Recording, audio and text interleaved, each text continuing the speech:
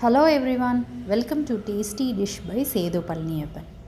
Vegetable gravy எப்படி செய்யலான்றதை பார்க்கலாம். Vegetable gravy பண்ணுறதுக்கு ஒரு குக்கரில் 2 காஷ்மீரி ரெட் சில்லி சேர்த்துக்கிறேன். 1 டீஸ்பூன் தனியா, அரை டீஸ்பூன் மிளகு, அரை டீஸ்பூன் ஜீரகம், ஒரு இலை, 2 ஏலக்காய், 2 கிராம்பு, ஒரு துண்டு பட்டை, 4 கேஷ்யூ, 4 பாதாம் சேர்த்துக்கிறேங்க. நீங்கள் ஒரே இதாக கேஷ்யூ மட்டும் சேர்க்கறதுனால சேர்த்துக்கலாங்க. இதை ட்ரை ரோஸ்ட் பண்ணிக்கலாம். ஒரு நிமிஷத்துக்கு ட்ரை ரோஸ்ட் பண்ணதுக்கப்புறம் இதில் எண்ணெய் சேர்த்துக்கிறேங்க.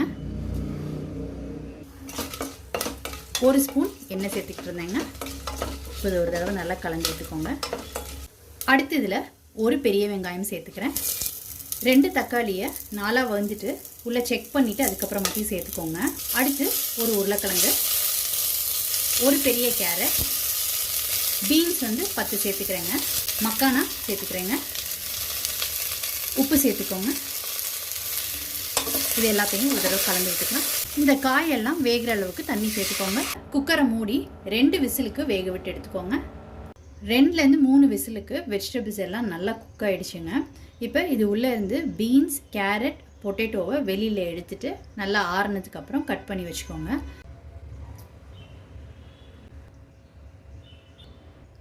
இப்போ இந்த மிக்சரை நல்லா ஆற வச்சுக்கோங்க.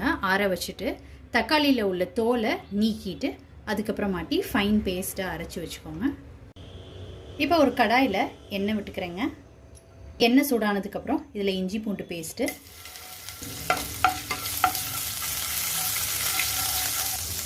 பாதி கேப்சிகம் சேர்த்துக்கிறேங்க. கேப்சிகமை 2 நிமிஷத்துக்கு வதக்கி விட்டுக்கிட்டாச்சுங்க. இப்போ வேக வச்ச வெஜிடபிள்ஸ் கட் பண்ணி வச்சுருக்கிறத சேர்த்துக்கிறேன். உப்பு சேர்த்துக்கிறேங்க. பார்த்து சேர்த்துக்கோங்க. ஏற்கனவே சேர்த்துருந்ததுனால 1/4 டீஸ்பூன் மஞ்சள் தூள், அரை teaspoon red chilli powder, 1/4 teaspoon garam masala தூள். இது எல்லாத்தையும் ஒரு தடவை நல்லா கலந்து விட்டுக்கேன். அரைச்ச விழுதை சேர்த்துக்கிறேன்.